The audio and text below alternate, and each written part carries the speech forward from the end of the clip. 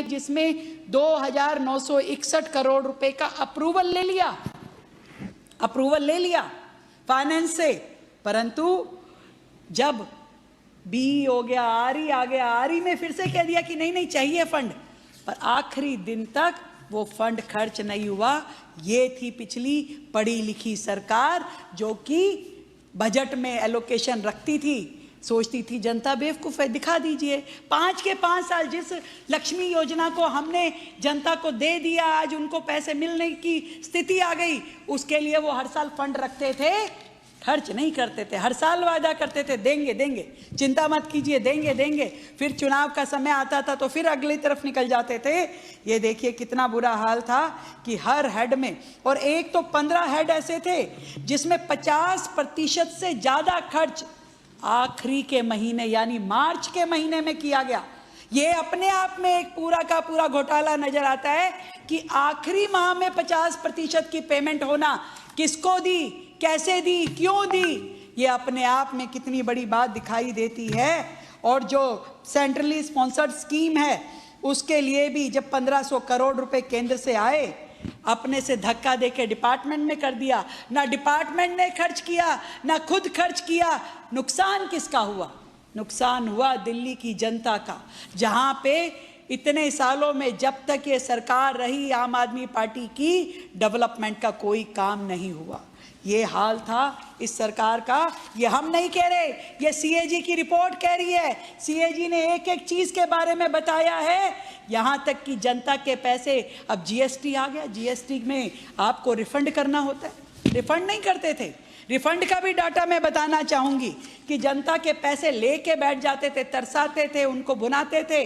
और 2024-25 में GST refund मात्र 695 करोड़ था, जिसे हमने आने के बाद 2025-26 में हमारे समय में 1313 करोड़ रुपए का जीएसटी रिफंड हमने दिया है। और अभी तो अगर मैं 26-27 की बात करूं, अभी तो आधा साल गया है, हम 550 करोड़ रुपए का जीएसटी रिफंड कर चुके हैं। अभी तक जनता का पैसा समयबद्ध तरीके से जनता तक पहुंच जाए, ऐसी हमारी कोशिश रहती है। ऐसे ही जो योजना पे बजट लगा देते थे तो उसका यूटिलाइजेशन सर्टिफिकेट नहीं देते थे। क्यों? यूटिलाइजेशन सर्टिफिकेट में सारी डिटेल लिखनी पड़ेगी, कब खर्च किया, कैसे किया, सही तरीके से हुआ कि नहीं हुआ, जैम पे हुआ कि क्या हुआ। परंतु आप ये समझिए कि जितनी योजनाएं थी, अभी जो मैं बता रही हूँ 20,000 करोड़ के करीब की जो योजनाएं थी, उसके लिए 1734 यूटिलाइजेशन सर्टिफिकेट ड्यू थे। मात्र 482 यूटिलाइजेशन सर्टिफिकेट सबमिट किए गए। क्या अकाउंटेबिलिटी है इन लोगों की? क्या जवाबदेही है जनता के प्रति? ये लोग सोचते हैं कि ये सीएजी रिपोर्ट दबा के रखो, किसी के सामने कुछ नहीं आएगा। मैं तो ये सोचती हूँ कितने बेशर्म लोग हैं ये। आज जैसे चिल्ला चिल्ला के बोलते हैं, ये जो इनके नेता हैं सौरभ भारद्वाज जी, वो जो सत्येंद्र जैन जी खुद हेल्थ में रहे, अपने मिनिस्टर हेल्थ रहे, आज कैसे बोल रहे हैं, कैसे चिल्ला रहे हैं, ये मुद्दा वो मुद्दा। इन्हें मालूम है कि ये जहां जहां गड़बड़ हो सकती है, ये हुई कि नहीं हुई, चेक कर लें। और मैं ये बताना चाहूंगी, ये सारी की सारी डीमक इन्हीं के समय की लगी हुई है। हमारी सरकार तो आने के बाद पेस्टिसाइड छिड़क रही है और वहीं से कीड़े निकल के आ रहे हैं, वहीं से सारे कीड़े निकल के आ रहे हैं जो पेस्टिसाइड हमने छिड़का। दीमक तो इन्हीं के समय की लगी हुई है।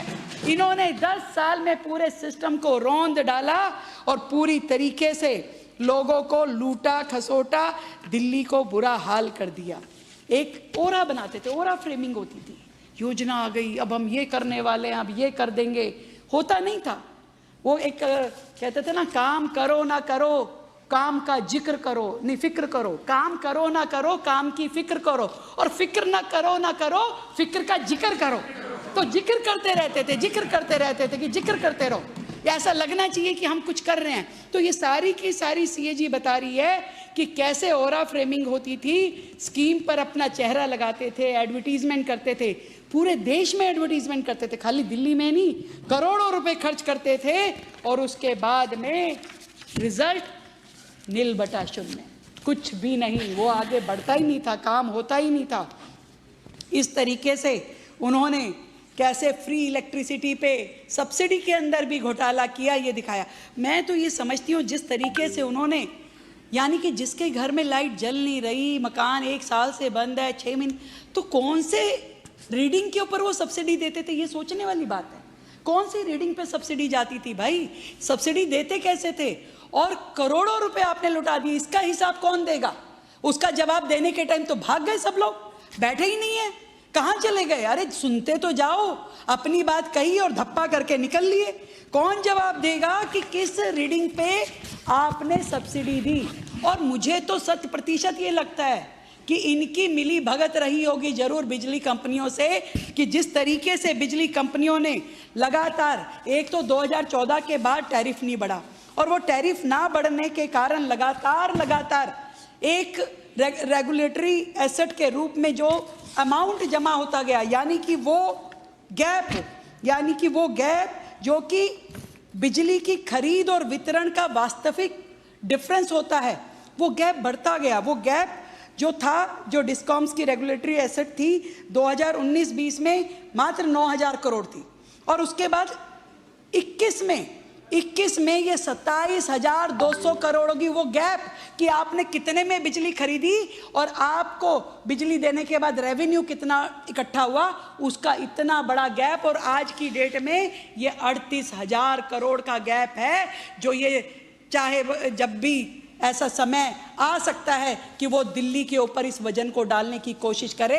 ये हमारी सरकार है जो जा करके कोर्ट में लड़ रही है और चाहती है कि सीएजी के माध्यम से इन बिजली कंपनियों के चिट्ठे भी, इनके अकाउंट भी पूरी तरीके से जांचे जाए कि कैसे ये 38,000 करोड़ रुपए खड़े हो गए। दिल्ली की जनता के सर पे हम 1 रुपया नहीं आने देंगे, 1 रुपया नहीं आने देंगे। इस तरीके से जो इन्होंने किया, शायद थोड़ा थोड़ा टैरिफ बढ़ता तो दिल्ली की जनता को दर्द नहीं होता। 38,000 करोड़ रुपए ये बिजली कंपनियां चाहती हैं कि सीधा सीधा जनता पे डाल दीजिए, पर जब तक ये सरकार एक मजबूत दीवार के रूप में जनता के सामने खड़ी है, जनता के ऊपर हम कोई भी आंच आने नहीं देंगे। मैं ये बताना चाहती हूँ, जिस तरीके से यहाँ पर हर चीज में अभी बताया, टेंडर प्रक्रिया में किस तरीके से घोटाले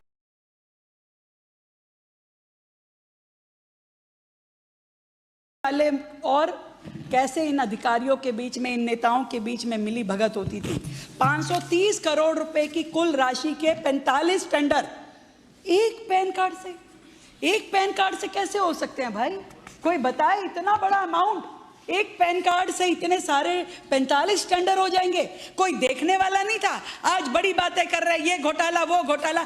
अरे मैं फिर कहती हूँ, ये डीमक तो आप ही के समय की लगी हुई है, जिसे 10 साल तक आपने लूटा खसोटा।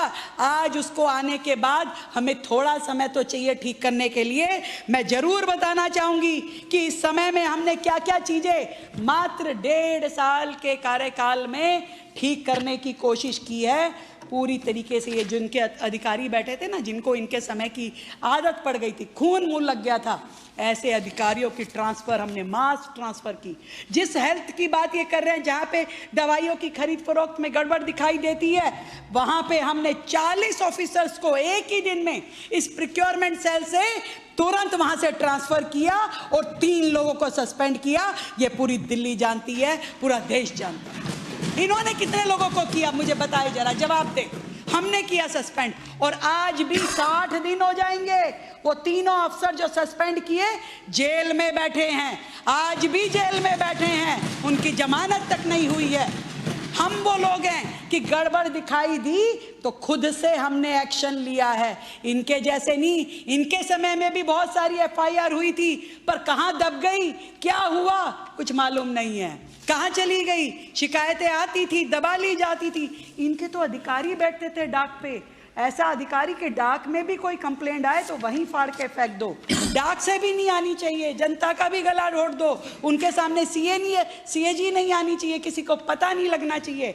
हमने 40 ऑफिसर प्रोक्योरमेंट सेल से वहां से ट्रांसफर किए। हमने 70 डॉक्टर जो कि जेलों में सालों से बैठे थे, हॉस्पिटल की ड्यूटी नहीं कर रहे थे अध्यक्ष जी, सालों से जेल में बैठ के जेल के लोगों के नाम की ड्यूटी लेकर के मौज ले रहे थे, उन्हें हॉस्पिटल भेजा कि जाइए अपनी ड्यूटी वहां कीजिए। 70 डॉक्टर हमने भेजे। 4 हॉस्पिटल पे एक एमएस था। सोचिए, एक एमएस एक हॉस्पिटल संभाल ले तो गनीमत समझिए। 4 हॉस्पिटलों पे एक एमएस था। आते ही हमने एक हॉस्पिटल पे एक एमएस हो, इसके लिए काम किया और ये हटा दिया सिस्टम। इन्होंने सोचा था कम घर रहने चाहिए, सामान इकट्ठा करने में आसानी रहेगी, ऐसा सोचते होंगे ये लोग। 150 ऑफिसर हमने जीएसटी विभाग के बदले, जो कि सालों से वहां बैठे थे, 150 ऑफिसर हमने वहां से चेंज करे। ये भी हमारी सरकार का एक बड़ा रिफॉर्म था। और पोस्टिंग उनकी ऐसे नहीं की कि किसी को कहीं पे भी लगा दिया अफसरों की मर्जी से। हमने उसका लकी ड्रॉ निकाला, उस ड्रॉ ऑफ लॉट के माध्यम से ही किसी अफसर की रैंडमली कहीं कहीं ड्यूटी लगी, ताकि ये ना हो कि मेरा किसी ऑफिसर को उसका मनपसंद वार्ड मिले, ऐसी कहीं पे कोई चॉइस नहीं दी गई। जैम पोर्टल को हमने कंपलसरी किया। लगातार अब ये चेक किया जा रहा है कि कितने विभाग पूरी तरीके से खरीदारी जैम पे कर रहे हैं, और नहीं कोई कर रहा तो उसे तुरंत शो कॉज नोटिस दिया जाता है। हमारे आने के बाद दिल्ली सरकार ने ई ऑफिस में पूरी सरकार को तब्दील किया है। आज पूरी फाइलें ई ऑफिस के माध्यम से काम करती है, ताकि पूरी तरीके से ट्रांसपेरेंसी रहे। हमने ई कैबिनेट का भी प्रस्ताव हम लोग ला चुके हैं, और इसके बाद बहुत जल्द हमारी कैबिनेट भी ई कैबिनेट के रूप में काम करेगी। ये मैं दिल्ली की जनता को बताना चाहती हूँ। पूरी तरीके से ट्रांसपेरेंट व्यवस्था है। बिल्कुल जो कह रहे हैं, जो कर रहे हैं, जनता के समक्ष है, और उनके हित में ही सारे काम किए जा रहे हैं। हमने ही सारे के सारे हॉस्पिटल्स को हिम्स के माध्यम से डिजिटली जोड़ा है, ताकि हर एक पेशेंट का डाटा जो है डिजिटली हमारे पास अवेलेबल रहे। वो दिखाए किसी भी सरकारी अस्पताल में, परंतु एक अस्पताल में जाएगा तो उसका पूरा का पूरा हेल्थ रिकॉर्ड हमारे पास आ जाएगा कि पिछली बार किस डॉक्टर को दिखाया था, कौन सी दवाई उसने प्रिस्क्राइब की थी, कौन सी दवाई ली थी, कहाँ से ली थी। ये सारी चीज़ें हमारे पास नोट होगी, ताकि कोई भी गड़बड़ किसी भी पेशेंट के नाम पे कोई कर ना सके। ये भी पहली बार दिल्ली सरकार में हुआ है, जिसे हमारी भारतीय जनता पार्टी की सरकार लेके आई है।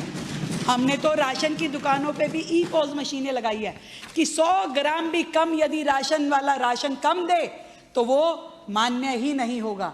हमारे समय में ये ई पोज मशीनें लगाई गई है। इससे पहले केंद्र सरकार बोलती रहती थी, पर दिल्ली में जो आम आदमी पार्टी की सरकार बैठी थी कभी लगाती ही नहीं थी, क्योंकि उनकी गड़बड़ मिली भगत थी। वो चाहते नहीं थे कि गरीब आदमी को पूरा राशन मिले, पर हमने ई पोज मशीनें लगाई।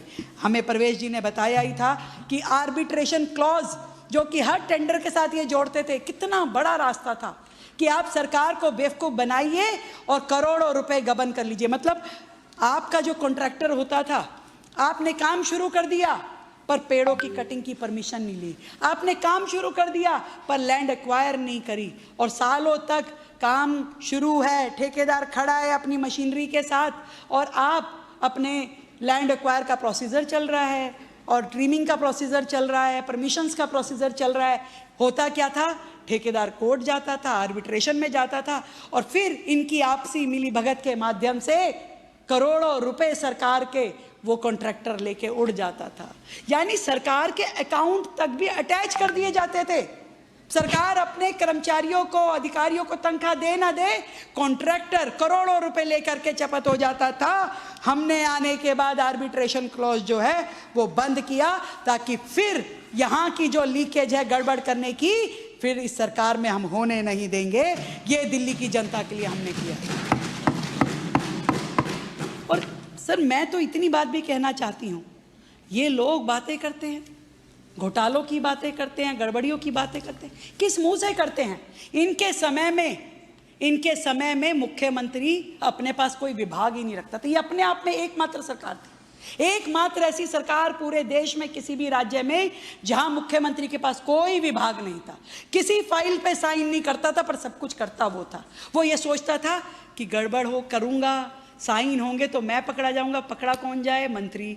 पकड़ा कौन जाए? ये सत्येंद्र जैन जेल गया, मनीष सिसोदिया जेल गया, और गड़बड़ करते थे, पूरी सरकार गड़बड़ करने में लगी थी, दिल्ली की जनता को नोचने में लगी थी।